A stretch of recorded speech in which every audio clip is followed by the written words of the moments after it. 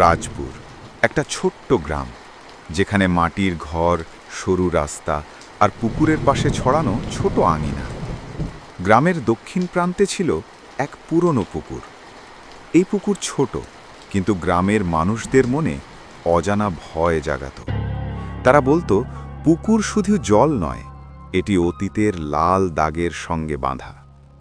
শিশুরা খেলতে যেত না, বুড়োরা কখনো রাতের দিকে পুকুরের ধারে যেতে সাহস পেত না। আর পুকুরের তলদেশে লুকানো সেই লাল আলতার দাগ, যা কখনো স্থির থাকে না, গ্রামের সকলকে ভয় দেখাত। রবিন 18 বছরের কিশোর, একমাত্র যুবক যার কৌতূহল দমে রাখা যায়নি।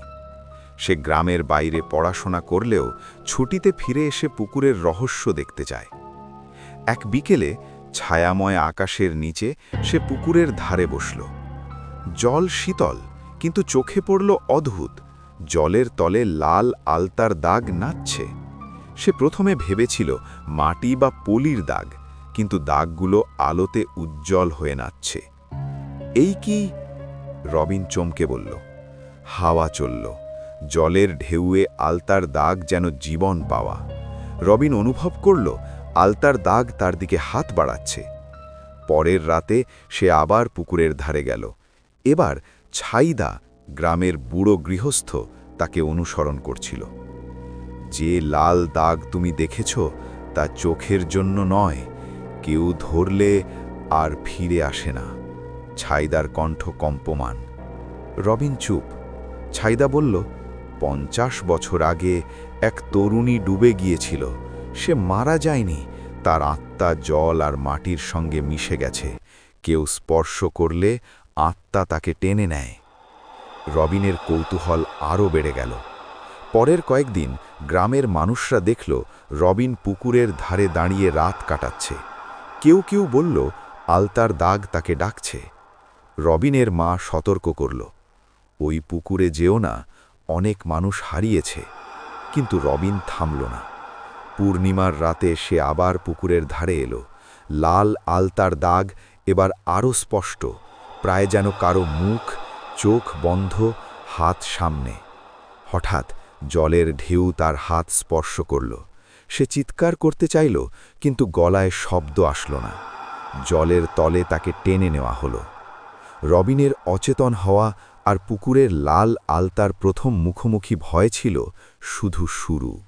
রবিন পুকুর থেকে বের হওয়ার পর গ্রামে ফিরে এলো, কিন্তু সে আর আগের রবিন ছিল না।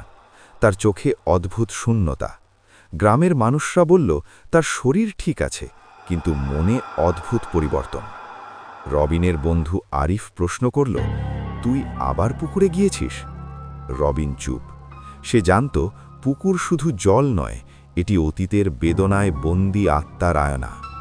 রবিন ডায়েরি খুঁজতে বসল, যেখানে লেখা ছিল, আমি রত্না। আমার প্রেমিক শান্তনু আমাকে বিশ্বাসঘাতক করেছিল। যে রাতে আমি পুকুরে পড়েছিলাম, সে আমাকে ফাঁদে ফেলে গেছে।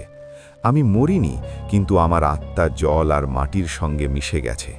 যারা আমাকে মুক্ত করতে চায়, তাদের আমার বেদনা দেখতে হবে। ব্যর্থ হলে তারাও আমার মতো অন্ধকারে হারাবে।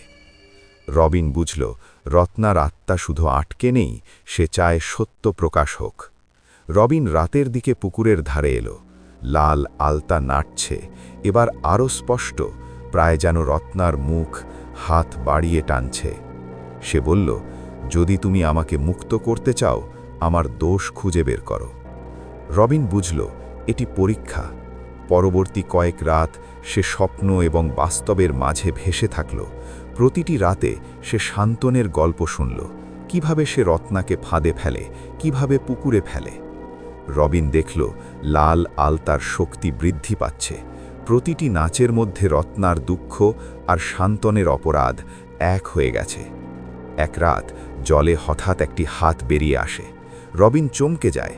হাতের ছায়া ধীরে ধীরে রত্নার চেহারা প্রকাশ করে।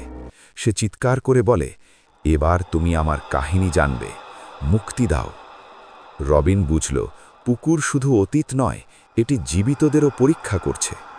পরবর্তী দিন রবিন গ্রামে এলো। গ্রামের মানুষদের জীবনও পরিবর্তিত হতে শুরু করেছে। কেউ কেউ রাতে পুকুরের ধারে আলো দেখে চুপচাপ বাড়ি ফিরে যায়।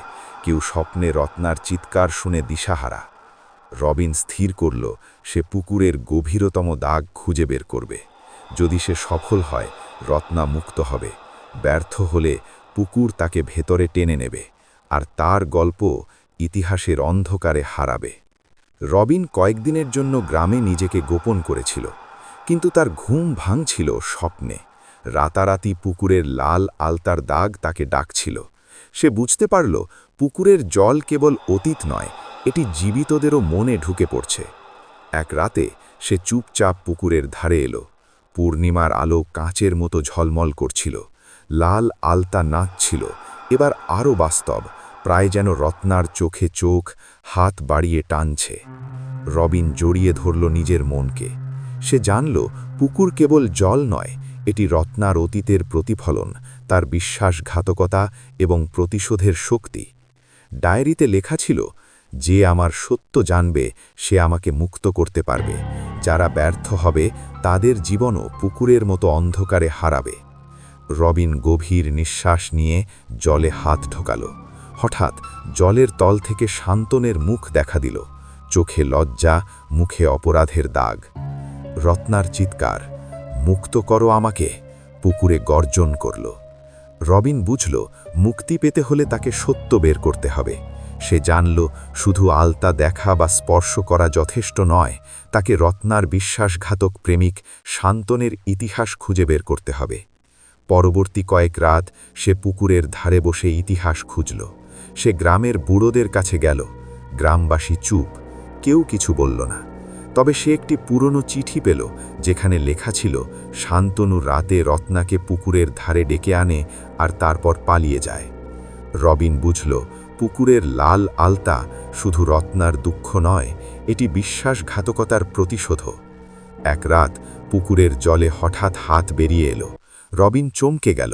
হাতের ছায়া ধীরে ধীরে রত্নার চেহারা প্রকাশ করে।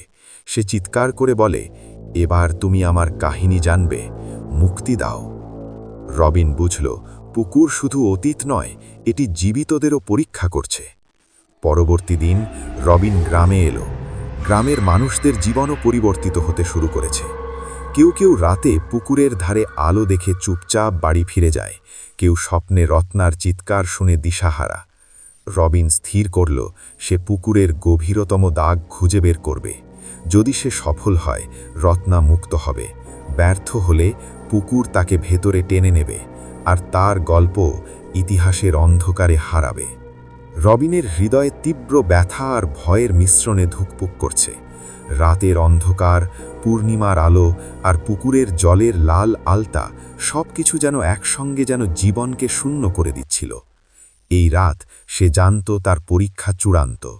পুকুরের তলে লুকানো লাল আলতার উৎস খুঁজে বের না করলে রত্নার আত্মা চিরদিনের মতো বন্দী থাকবে।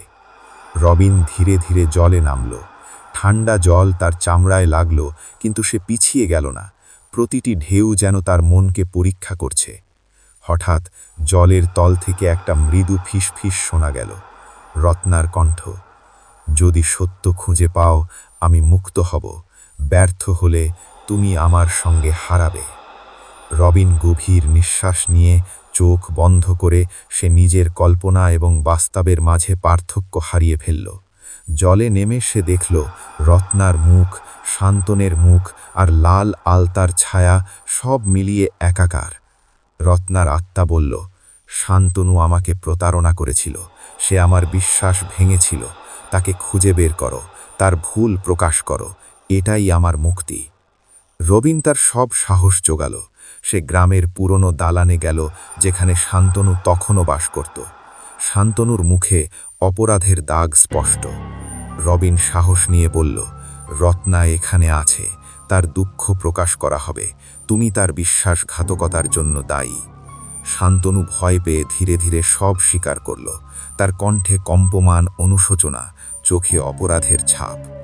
রবিন যখন ফিরে এলো পুকুরের ধারে, রত্নার আত্মা ধীরে ধীরে আলতার দাগে বদলে গেল। লাল আলতা নরম হল, তারপর পুরোপুরি অদৃশ্য হয়ে গেল।